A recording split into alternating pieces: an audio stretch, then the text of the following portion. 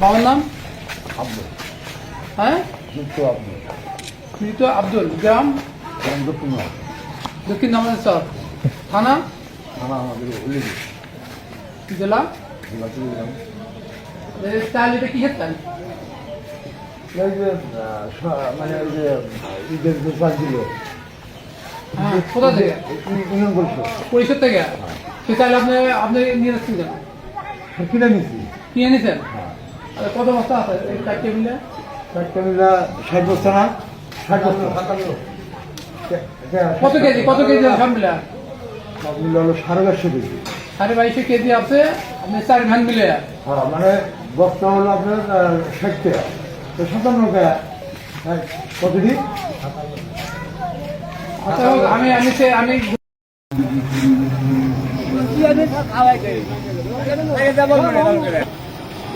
না খাওয়া